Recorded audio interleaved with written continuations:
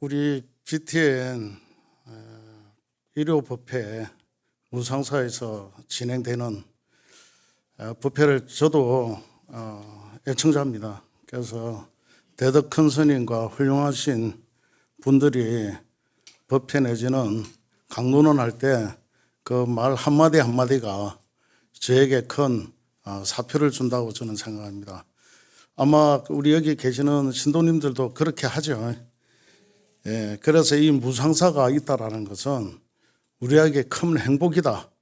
그래서 이 무상사는 단순히 BTN 방송국이 아니고 부처님을 모시는 사찰이 아닌 또 하나의 나의 큰 인생의 사표가 될 수 있는 공간이다. 저는 그렇게 생각합니다. 말 그대로 무상이라는 것은 아마 우리 불자님들 잘 아실 거예요. 삼법인 아시죠? 거기서 이제 무상이 나옵니다. 재행무상이라고 해서 우리가 살아가는데 모든 것이 다 무상하다고 그러잖아요. 그죠? 그래서 내가 하루하루 살아가는데 나는 정말 행복해. 또는 나는 불행해. 나한테는 왜 이렇게 불운이 찾아오지? 또는 우리 식구들, 내 자식은, 내 남편은, 내 가족은 왜 이래? 라고 생각을 합니다. 그런데 이 세상 살아가는 자체가 일체계고라고 그랬어요. 일체계고가 합치면 사법인이 됩니다. 그죠? 이 모든 것은 다 고라고 그랬거든요. 그래서 이 부처님 가르침이 다 무상, 무아, 그리고 열반, 그리고 마지막 방금 얘기한 일체계고.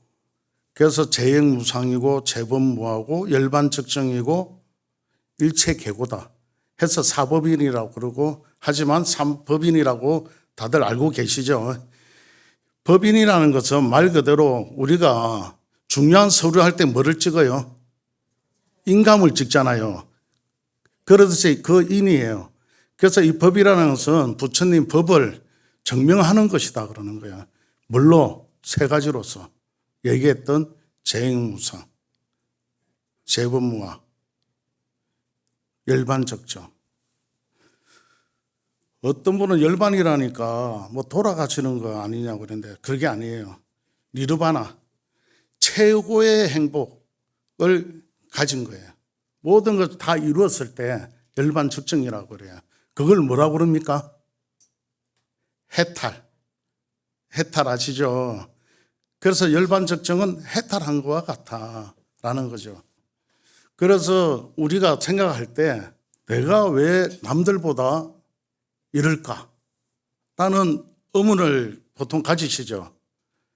남들보다 더 가지고 남들보다 더 행복하고 다 이루고 싶은데 왜 다른 이보다 나는 왜? 라고 생각을 합니다. 이거는 왜 그러냐면 자꾸 남하고 비교를 해서 그런 거예요. 그런데 반대로 그거를 제쳐놓고 또 생각합니다. 나니까, 나야 나. 내가 진공이 돼야지. 그 사람보다 내가 잘나야 되고, 저 사람보다 내가 더 높이 올라가야 되고, 저 사람보다 내가 더 사람들한테 존경받아야 되는데, 그러다 보니까 살아가다 보니까 어때요? 어느 한순간이 닥칩니다. 불행도 좋지 못한 일도 나한테 닥치게 됩니다. 어릴 때는 모르죠. 세월이 지나면 지날수록 좋지 못한 것들이 나한테 계속 오게 돼 있어요. 그렇죠. 올 수밖에 없어요. 왜냐? 일체가 다 고니까. 무조건 오게 돼 있어요. 안 올 수가 없어요. 그런데 이것을 어떻게 극복을 해야 되느냐? 그게 관건입니다. 그래서 제가 말씀드릴 게 하나 있는데 덕행내복이라고 그래요. 덕덕자의 행할 행자의 올래자, 덕행내복, 복복자. 덕을 지으면 복은 옵니다. 내가 덕을 안 짓고 덕을 안 샀는데 복이 오겠어요? 올 수가 없어요. 복은 지어야 됩니다. 어쨌든 복을 지어야 되고 덕도 지어야 되는데 덕을 쌓으면 산더미처럼 올라가요. 그러면 거기서 내 복이 생깁니다. 그 1965년쯤인가 미국에서 묘한 일이 하나 일어납니다. 에워드라는 분이 계신데 이분이 얼마나 많은 큰 사업을 하시냐면 금융관계, 유통관계, 그리고 방송관계 등 해가 한 50개 계열사를 거느리고 있는 대부호 사업가가 있었어요. 그분이 어느 날 길을 가다가 한적한 길에서 쓰러집니다. 그런데 아무도 그 사람을 구해주질 않아요. 그런데 어느 한 청년이 길을 가다가 어느 한 노인이 쓰러진 걸 보고 차에서 내려서 그분을 부축을 하면서 그분을 간호를 합니다. 그래서 그분이 정신을 차려요. 정신을 차리고 나니까 자기가 도움받은 걸 알게 된 거예요. 그래서 그 청년한테 감사하다는 말을 전하고 가려고 하는데 그 멜론이라는 청년이 자기가 가지고 있는 돈 25센트를 그 에워드한테 줍니다. 자기 가진 게 이거밖에 없어서 미안하다고. 그래서 그 에워드가 돈이 없는 사람도 아닌데도 불구하고 25센트를 받았어요. 1달러도 아니고 25센트. 지금 하면 한 300원 되죠, 우리나라. 그러나 1965년도니까 그때 아마 짜장면 값이 한 20원, 30원 할 때 아니겠어요, 그죠? 그러면 밥도 한 끼 먹고 차비 정도는 되겠죠. 그래서 25센트를 받았어요. 그러고 나서 에워드가 그 청년한테 혹 당신 명함이 있으면 나한테 하나 줄 수 있느냐라고 묻습니다. 그래서 명함을 전해줍니다. 그리고 그걸 들고 이제 다시 집으로 돌아왔어요. 그런다 세월이 지납니다. 에워드가 돌아가십니다. 그런데 유언장을 썼어요. 재산을 다 따져보니까 25억 달러가 있었어요. 그때 당시 25억 달러. 거기서 16분의 1을 그 명함에 적힌 그 멜론에게 16분의 1을 줘라 했어요. 그 16분의 1이 25억 달러에 16분의 1이 얼마냐면 1억 2,500여 달러가 됩니다. 우리나라 돈으로 한 사람은 8천억 원. 달러로 하니까 감이 안 오잖아. 그죠? 한국 돈으로 얘기해야 좀 기억이 확 나볼 건데 지금으로 하면 더 되겠죠. 그죠? 1억 2천 달러면 지금 하면 뭐 1조가 넘는, 그죠? 1조 몇천억이 되는. 그때 당시에는 이제 한 8천억 정도 우리나라 돈으로 되는 돈입니다. 그것을 유언장에 남겼어요. 그 25센트를 준 청년에게 전해주라고. 그 청년은 아무 조건이 없었어요. 받으려고 하지도 않았어요.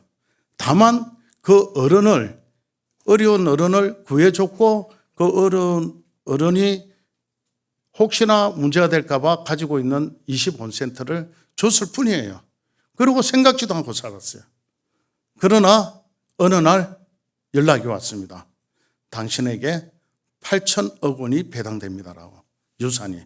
그러고 보니까 생각하니 옛날에 자기가 길을 가다가 구해준 그 노인이었어요. 그죠? 이걸 미국에서는 뭐라 그러느냐? 25센트의 기적. 우리는 어떻습니까? 살아가는데 손해를 보려고 삽니까? 아니면 이익을 보려고 삽니까? 이익을 보려고 살잖아요. 그러다 보니까 어때요? 다툼이 생겨요. 다툼이. 그래서 우리 흔히 속담에 이런 말이 있죠. 사촌이 땅 사면 배가 아파. 희한하게 배가 아파요. 그죠? 왜냐? 그게 내게 아니라서 그래. 그래서 제가 말합니다. 내가 주인공인데 어떤 주인공이 될 것인가? 건강경에서 얘기합니다. 사상을 없애라고. 그죠? 사상을 없애라고 하는데 안 없어지면 어떻게 해요? 힘들었지. 누가? 내가. 그래서 내가 행복해질 수 있고 내가 불행해질 수가 있는 거예요. 부처님께서도 많은 고행을 겪으시고 출가를 하십니다. 사문을 돌아보시고 출가를 하십니다. 그러고 나서 수행을 하십니다. 그리고 마침내 덕도를 하고 성불을 하시죠. 그리고 전법의 길을 났습니다. 45년간 길에서 나서 길에서 다니시고 길에서 돌아가십니다. 그래서 부처님께서 우르벨라에서 마지막 말씀을 하시죠. 아난존자한테, 아난다여, 저기 저 떠오르는 태양을 봐라. 얼마나 아름답지 않느냐. 내가 여기가 마지막이 될 것 같구나. 그러면서 아난다가 청합니다. 세존이시여, 세존이 안 계시면 어떡하나 잠을 못 이루고 걱정을 했습니다. 왜 그러냐면 춘다 공양을 받고 굉장히 몸이 아팠었어요. 그래서 부처님이 80노고를 이끌고 힘들게 오신 모습을 보셨거든. 그래서 세존이 혹 병고가 생길까 봐 저는 너무나도 걱정하셨는데 이렇게 밝은 모습을 보니 너무 감개무량합니다라고 했습니다. 그러면서 부처님이 그 산에서 동쪽을 쳐다보면서 말씀을 그렇게 하셨던 것이에요. 그러고 나서 아난다가 그럽니다. 부처님께서 저희들에게 아무런 법을 내리시지 않고 열반에 드실까 또한 걱정했습니다라고 했어요. 그래서 부처님께서 말씀하십니다. 모든 것은 자기하고 법기하라. 그리고 자등명하고 법등명하라. 모든 것은 서술에게 기회하고 법에 기회하고 등불에 기회하고 법의 등불에 기회하라.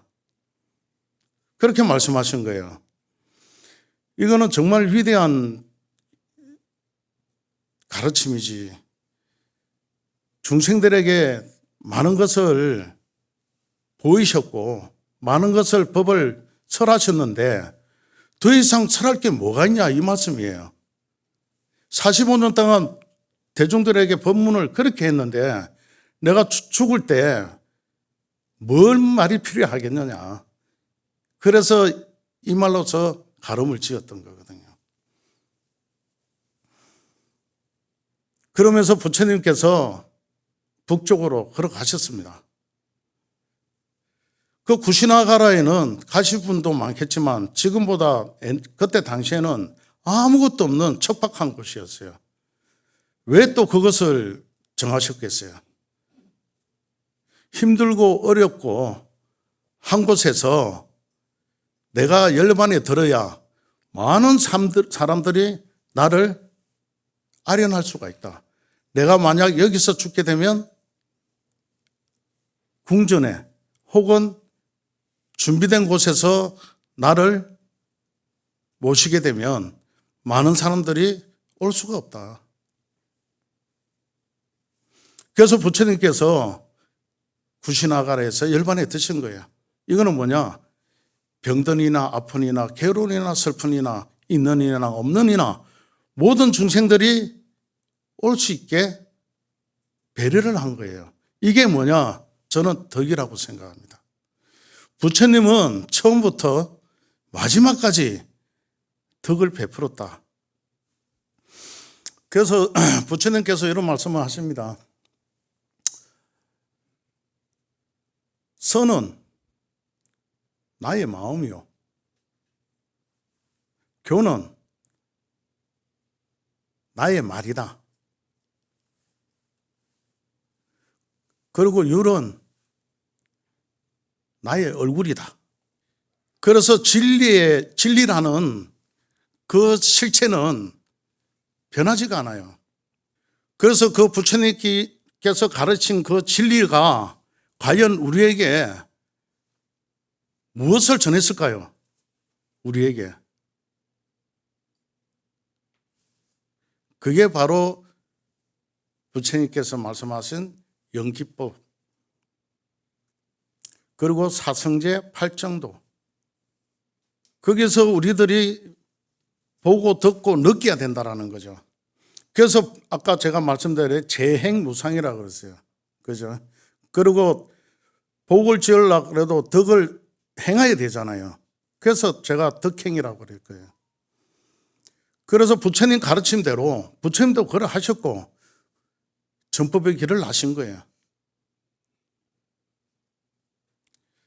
행해야 됩니다. 보시 행하는 거죠. 전법 행하는 거죠.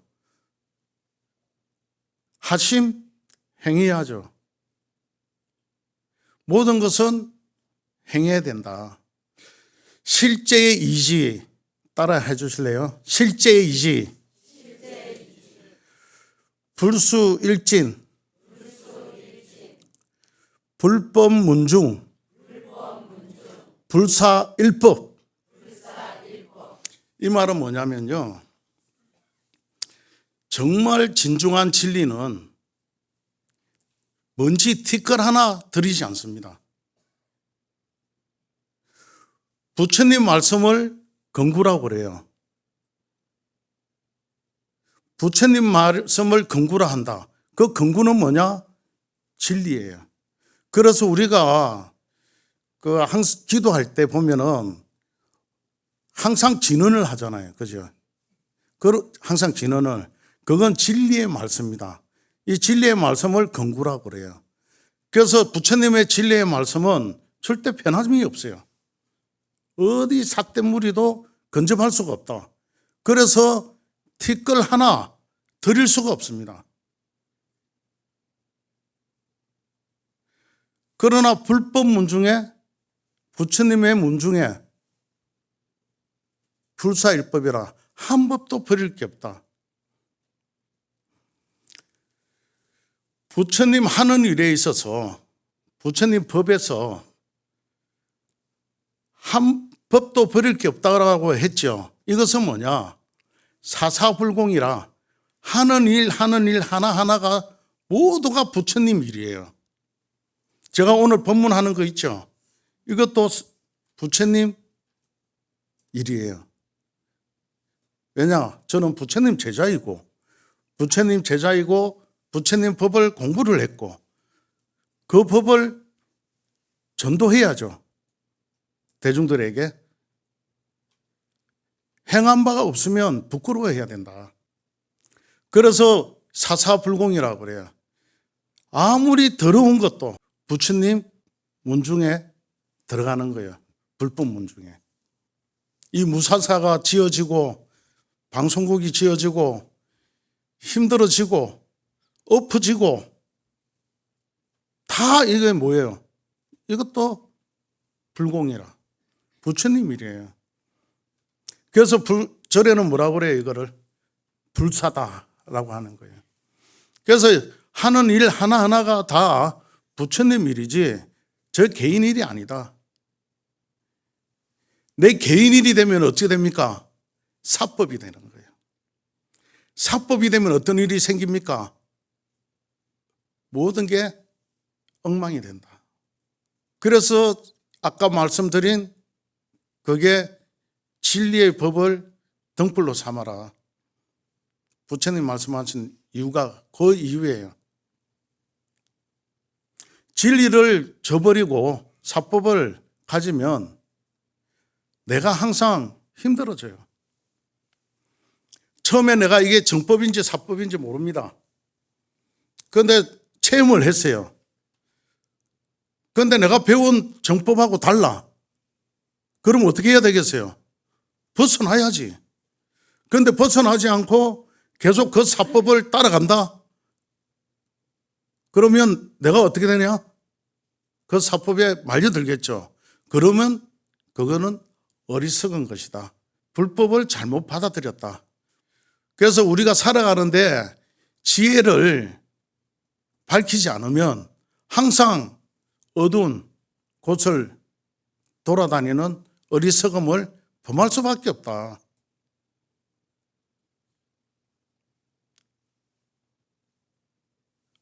어떤 하나하나가 모이면 큰 무리가 됩니다. 그렇죠.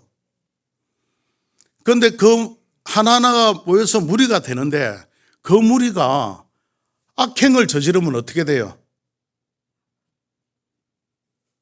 무시무시한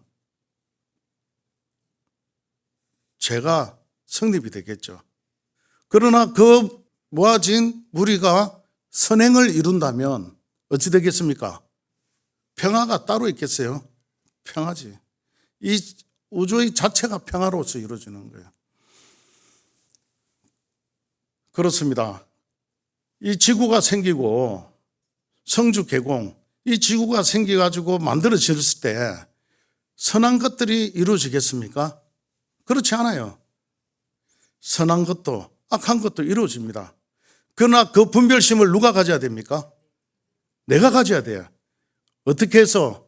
부처님의 진리의 법을 잘 따라서 지혜를 정득해서 그 지혜로서 내가 구분을 할 줄 알아야 되지. 분별심을 내면 안 됩니다. 그렇게 얘기하죠. 이 분별심은 내가 지혜로서 바른 정법을 가기 위한 분별심이지 내가 이익을 위해서 분별심을 내는 것이 아니다. 그 분별심은 집착이다. 집착을 놓지 않으면 내가 항상 그 힘든 과정을 가져갈 수밖에 없다. 내가 이 길이 아닌데 계속 가면 어때요? 내 몸만 힘들지. 다시 돌아와야죠. 그러면 어찌 돼요? 내가 원하는 바가 언젠가는 사라진다. 내 손에 아무리 금은 보화를 내 손에 쥐고 있어서 봐요. 죽을 때 어찌 돼요?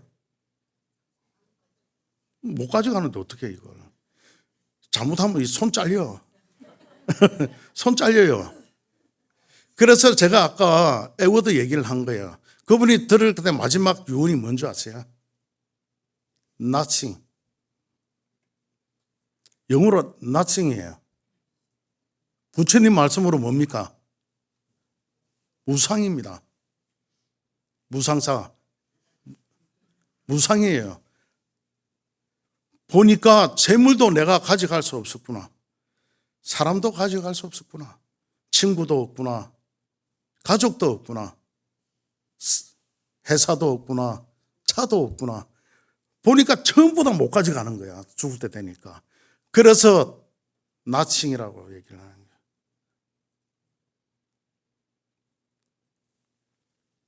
그래 생각하니까 좀 서글프지 않아요? 그죠? 아, 죽을 때는 아무것도 가지고 있는데. 그러면 노세 젊어서 노세. 우리 옛날 분들 노래 많이 했죠? 그런데 그거는 잘못 이해를 해야 됩니다. 노라라는 게 아니에요. 이 노라라는 것은 내가 지혜를 정득하면서 행복을 찾아가는 것을 노라라는 거예요. 행복은 내가 만들어가는 거예요. 어떻게 행복을 만들어가야 되는데 자꾸 나한테 불행이 온다. 그분은 불행한 사람들과 어울려서 그래요.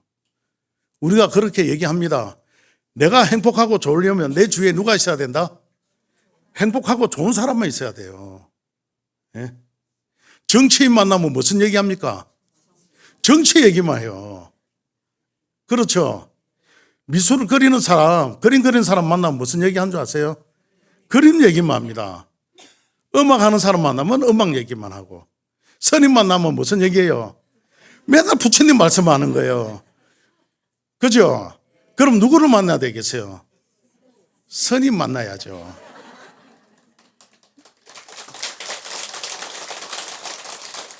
스님 만나면 또 누구를 만납니까? 부처님 만나는 거예요. 왜냐? 내가 부처님 말씀을 전하니까. 이거를 뭐라 그래요? 일거양득. 요즘 말로 말하면 원 플러스 원이라고. 그렇지 않습니까? 뭐든지 내가 좋은 것을 하려고 그러면 양득이 됩니다. 그래서 득득자예요. 그래서 내가 좋은 사람 만나면 어때요? 내가 기분이 일단 좋아져. 그러고 나서 나도 그 사람처럼 좋은 일이 생길 것 같아. 그러면 그날 굉장히 하루가 즐거워지고 행복한 거예요. 단정합니다. 내일을 걱정하지 마세요. 오늘이 행복해야 내일이 있습니다. 내일 걱정 바보예요. 어리석은 거예요. 우리가 그 옛날에 어르신들 인사를 합니다. 밤새 안녕하셨습니까? 하루를 모르니까. 하루살이가 하루를 100년을 아니까 하루 사는 거예요. 우리는 100년을 하루를 아니까 100년을 사는 거예요. 그러나 범천왕, 제석천왕, 도솔천 우리를 뭐라고 봅니까? 하루살이를 보는 거예요. 그러니까 얼마나 우리가 존재가 미약합니까? 그죠? 그런데 오늘 내가 행복해야 되는데 내일 걱정해? 그런데 그보다 더 어리석은 사람이 있어요. 누군지 아세요? 지나간 거 가지고 계속 소가 여물을 씹듯이 계속 씹어요. 어저께 저거 뭘 못했는데 억울하네 마네 하면서 저거를 했어야 되는데 뭐 하면서 계속 걱정하는 거예요. 지나간 거를. 지나간 거 걱정한다고 지나간 거 돈 옵니까? 안 들어와요. 내가 어저께 돈을 잊어버려서 계속 걱정해 오늘 하루 종일. 그러니까 오늘 하루 종일 걱정하니까 오늘 하루가 어때요? 불행한 거야. 그러면서 내일을 생각하죠. 내일 또 생각해야지. 그 사람은 계속 불행만 가지고 가는 거예요. 예? 그럴 땐 옆에 있는 친구가 어떻게 해야 됩니까? 어떻게 하긴 죽비로 산데 내리쳐야지. 정신 차려 이 친구야. 지나간 거 가지고 왜 자꾸 고민을 해? 오늘 사는 것도 걱정이 되구만. 오늘 사는 것도 걱정이 되는데 어제 지나간 거를 고민을 하고 내일 어떻게 살지 걱정하는 게 더 낫지. 그죠?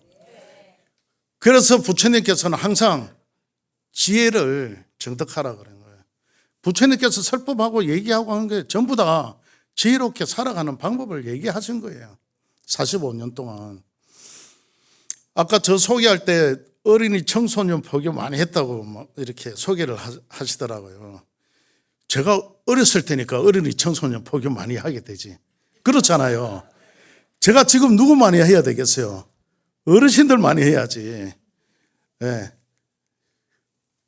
나이가 이제 되면은 40이 되면 불옥이라 그러고 50이 되면은 그 순리에 따르라 그러고 그죠? 60이 되면 그냥 뭐 모든 거 다 끝났으니까 그 순리에 맞게 가라 그러잖아요. 쉽게 얘기해 죽어라 이 말이거든요.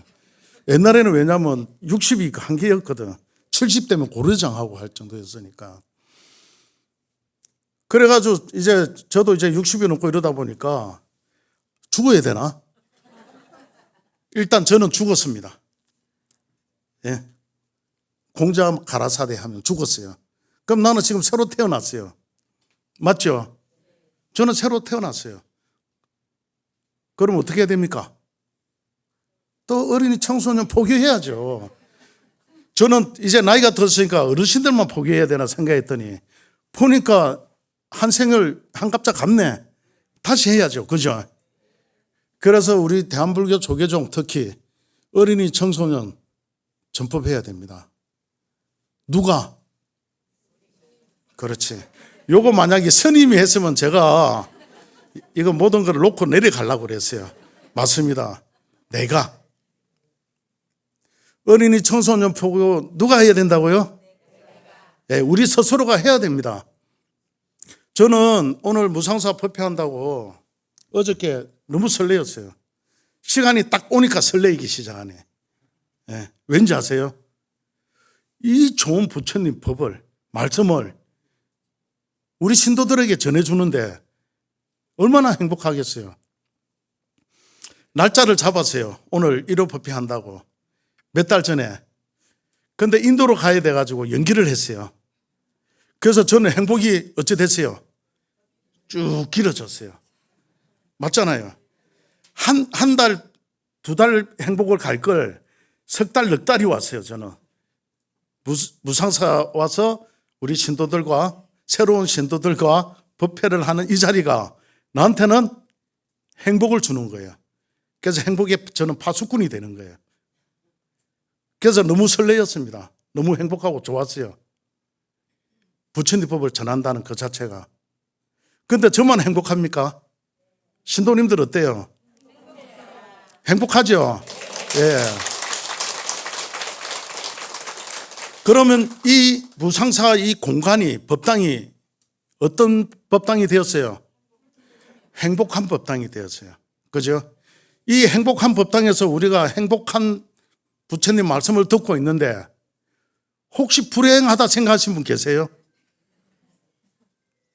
제가 해결해 드리려고 그래요. 아무도 없죠? 있을 수가 없어요. 왠지 아세요? 우리가 동업 중생이잖아. 여기에 한 업을 가지고 같이 함께 하는 자리에서 부처님 말씀을 듣고 내가 정말 진실된 자리에서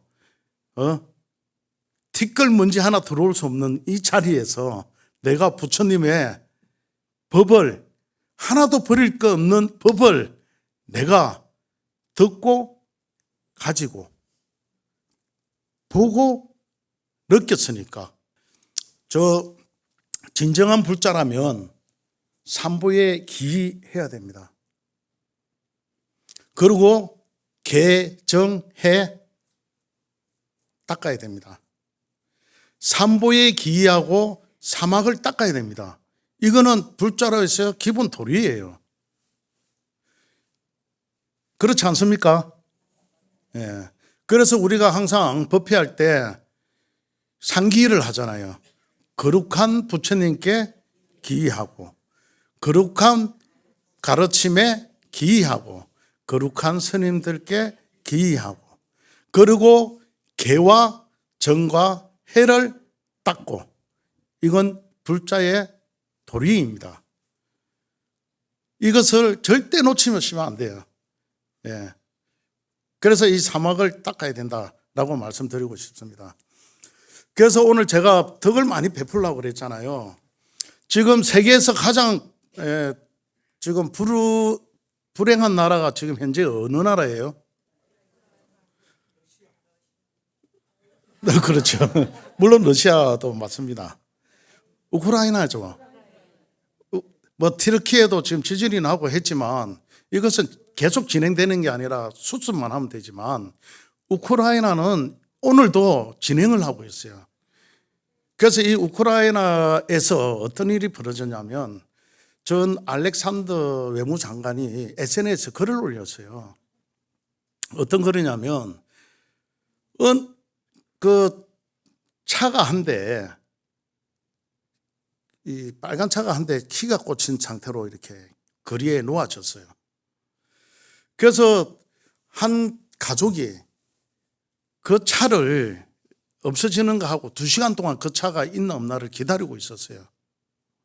그 차를. 주인이 있는가 싶어서. 그래서 그 키이우에서 벗어나야 되는데 벗어날 도구가 없는 거예요, 가족들이.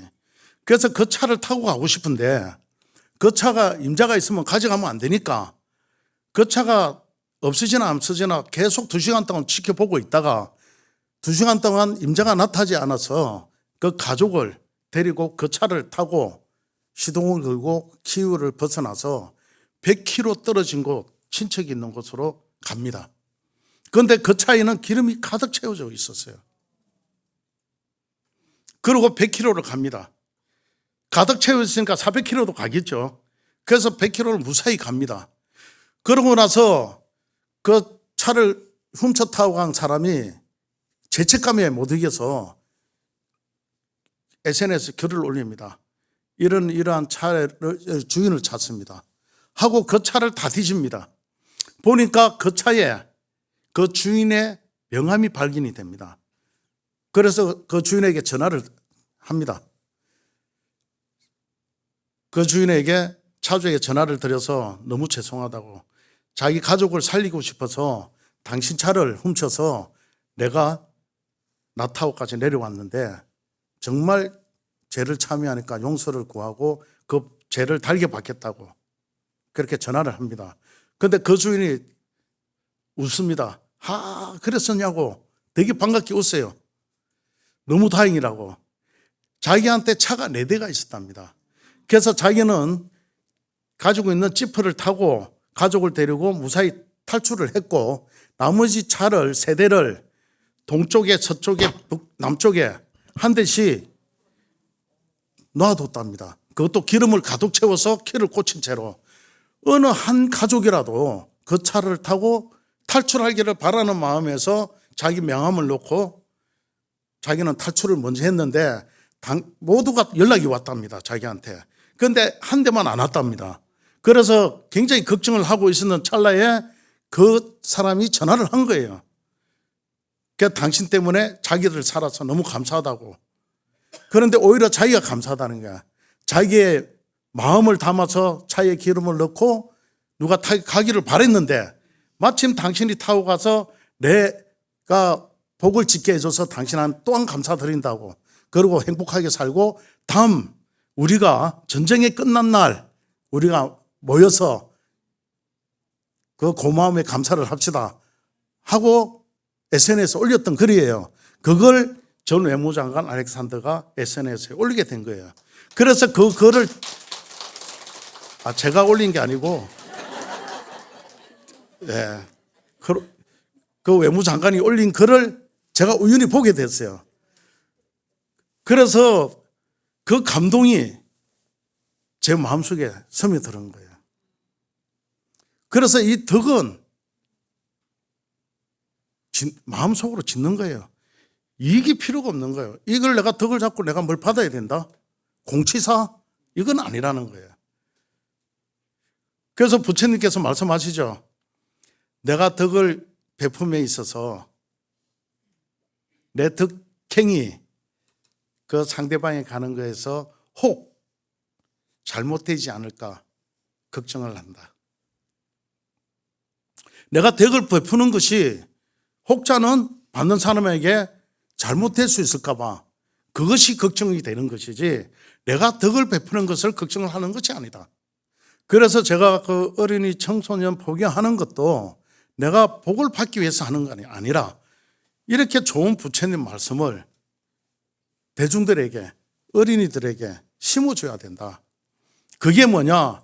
인연작법입니다. 따라 하실래요? 인연작법.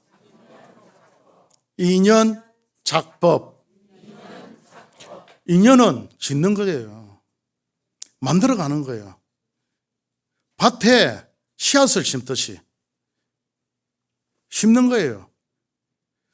덕을 심다 보면은 그 나무가 자라면 얼마나 큰 덕을 베풀겠습니까? 과일나무 아마 어릴 때 그 과일이든 뭐든 우리 설이라고 그러죠. 예, 나무에 거 이렇게 설이 과일이든 뭐든 안 가져가 본 적 없죠. 그죠? 다 있으시죠, 그죠? 저도 했기 때문에 다 뭐 경험은 있으실 거예요. 비록 나무 것을 가져갔지만 그분이 그것을 심고 만들었기 때문에 우리가 가져갈 수 있는 거예요. 그렇지만 내가 나무 것을 가져가지고 내 혼자 꿀떡꿀떡 삼키면 안 되죠. 나 또한 그렇게 행해야 됩니다. 내가 복을 받은 만큼 내가 복을 지어야죠. 그래서 이만큼 우리가 열매를 심어 놓으면 그 어린이 청소년이 자라면 부처님 말씀을 지키고 행하죠. 그렇지 않습니까? 그래서 하는 거예요.